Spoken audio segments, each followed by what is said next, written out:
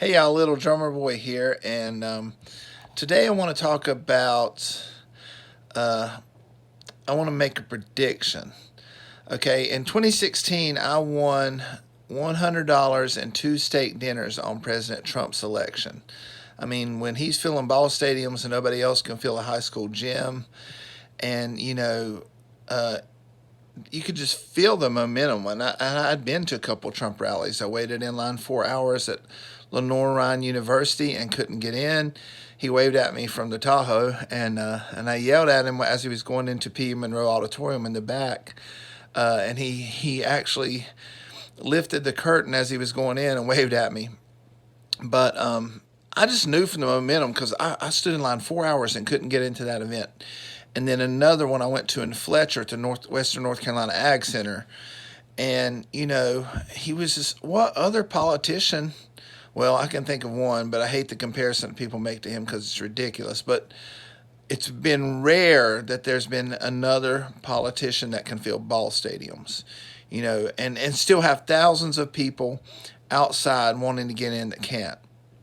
And so, anyway, so I made, I thought it was a no brainer, but I won. And it was ironically other Trumpers that I beat in the bet because they love Trump, but they didn't think he was going to win. They listened to the fake news and the polls, just like people are doing now. But anyway, so I won $100 and two steak dinners off of Trump's election, and now I want to make another prediction. I want to predict. I'm willing to bet anybody dinner, and I could put money on it, but I'll go with dinner right now because the Democrats are so crazy. It's hard to know what's going to happen. But uh, I will make a prediction that I will put dinner on Bernie Sanders being the Democratic nominee. He should have been last time, but Hillary and the DNC stole it right out from under him. And of course, I don't like Bernie, but I think he's going to be the nominee because here's the thing. Joe Biden, and I didn't watch it the other night, but I saw the picture on Hannity, but Joe Biden, his eye bleeding the other night during the debate, that is equivalent, not to mention all the crazy nonsensical stuff he said, but his eye going blood red, and I mean like blood red, you couldn't even see his eye for the blood during the debate the other night. That's the equivalent of Hillary passing out on TV, and that's the equivalent of when Hillary had her bobblehead moment, like, when her head was going all around like that. So I think Biden's done all the gaffes, and then that, on public TV, it's like, here's your sign, Democrats. I know you don't understand much, but here's your sign. This guy is not going to be the one. He is not fit to be president or run for president. I'm tempted to feel sorry for him, but when you support killing the most innocent and defenseless among us, I can't feel sorry for you. But he probably should just drop out of the race and get some medical help. That would be my advice to Joe Biden, like he cares what I say or anything. But so I think it's going to be Bernie Sanders. The youth, the millennials in the Democratic Party, they all support far out socialism, and so it's going to be Bernie versus Trump. And it's going to be the classic battle of Marxism, failed socialism, Marxism. A vote for me and I'll give you stuff for free. It's going to be that versus the free market capitalism that made America the richest and most free country in the history of man. And so, yeah, I mean, to me, either you're delusional and have totally drank the fake news Kool-Aid, or you're just suicidal if you vote against Trump. I mean, it's the best economy in our lifetimes, people. We've got peace with North Korea. What's not to like about Trump? Yeah, he's got a big mouth, and a lot of us like his big mouth because he says what we're thinking, and he says he's not a BSer politician. He says what he thinks. He doesn't try to pull the wool over your eyes like a regular politician does. So it's actually his big mouth that's part of what we like about Trump. And he's just a rule breaker. He breaks all the rules of politics, and he's still kicking butt, and they can't take him down no matter how hard they try. And what else is I going to say? He's just very non-conventional, and but it's working. It's working, and things are going great. I mean, I don't understand, except that you have a bunch of prideful people that are angry they got beat. That's your typical Democrat. They're prideful, they're arrogant, they think the rest of us are stupid hillbilly hicks out here in flyover country. And they're arrogant, and they just don't like us. They don't like Trump. They loved him when he was a Democrat. They loved him until he ran for president as a Republican. But then they stabbed him in the back. And they're too prideful to admit they're wrong. Every Democrat I know, that's their problem. It's one of the 7 deadly sins in the Bible is pride. It's the original sin in the garden that got Adam and Eve in trouble.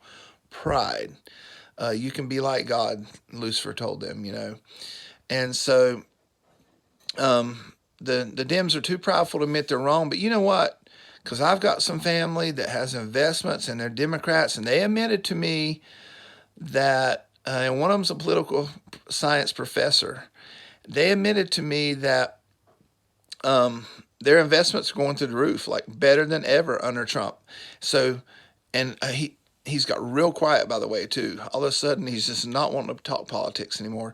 These people like that, they're going to be closet Trump voters. They may have started out railing and complaining against Trump, but when they go into that booth, they're going to vote their pocketbook and they're going to vote for Trump. You just wait and see. So I'm also willing to bet dinner that Trump is reelected in a landslide. I think he could take all 50 states. He is already in blue Seattle. He's already outraised the top 6 Democrats. And in blue New Hampshire, he had 13,000 people capacity only at a rally in New Hampshire with thousands that couldn't get inside. The Democrats are in trouble, y'all. They have lost the middle class. When you want to abort babies at 9 months, or as Governor Northam of Virginia says, have the baby be born, wrap it up and keep it comfortable, then let the mother and the doctor make a decision. No, that's not acceptable in America. Maybe in, I don't know where that would be acceptable. In Herod's time when he was killing all the babies because he didn't want to rival, all the boy babies because he didn't want to rival to his kingdom, But yeah, killing babies up to 9 months, that goes far beyond what Roe versus Wade allowed, which is Roe versus Wade is unconstitutional anyway, because there's no right to privacy in the Constitution. And Congress never voted to make abortion legal, and no president ever signed it into law. So guess what, y'all? Abortion's still not legal because Congress has to make the law and the president has to sign the law. When did that ever happen on abortion? You tell me. The judges overstep their bounds. They're not allowed to make law. They're supposed to interpret law. Anyway, I'm chasing a rabbit here. But abortion at 9 months is definitely not acceptable in America. Infanticide, killing a baby after it's born, is way out of bounds. And also then, with the Green New Deal, they want to get rid of farting cows. They want to get rid of the internal combustion engine. And like Rush Limbaugh says, there's nothing coming down the pike that can power our big trucks down the interstate to get you everything you own. There's nothing coming down except for combustion engines. There's nothing coming down the pike that can fly me from Charlotte to San Diego in 5 hours, except for internal combustion engines. Fossil fuels are from the flood of Noah. God gave us those from the lush plant life. That's why there's sea fossils a mile above sea level in the Grand Canyon, because the Grand Canyon was not created by erosion. It was created by the flood of Noah. And the sea fossils in the top of it prove that. And so these fossil fuels God bless us with, like Rush Limbaugh says, oil is as natural as water. It comes out of the ground just like water does. And like when the BP oil spill went on in the Gulf, a year later they couldn't find it. Rush predicted that the ocean would eat it, and it did. A year later, there was not a drop of that oil left. It was like a drop of oil in your bathtub. And also, fossil fuels are green energy. What did they come from? They come from green plants, just like ethanol does. Duh. I mean, how is burning oil or coal any different than burning ethanol? They all come from green plants, do they not? And another thing, you get your Tesla, and I do like Teslas, and my cousin's got one. Those Teslas are cool cars. They're the only electric car that I think are cool, and I heard they go 0 to 60 like that. They don't have to wind up like a piston driven engine. However, you get an electric car thinking you're saving the planet. You're not. You're switching from one fossil fuel to another. You're switching from oil to coal, because something like half of the electricity is from coal-fired generating plants. You know, they burn the coal, it heats the water. The water creates steam. The steam pressure drives turbines. The turbines drive the generators that make your electricity that goes into your outlet where you plug up your electric car. So all you're doing, if you have an electric car, all you're doing is switching from oil to coal. You're not getting off fossil fuels. That's foolishness. So anyway, yeah, y'all take me up. I'm willing to bet dinner on right now, September 6th, my nephew Brian's birthday. Happy birthday, Brian Little.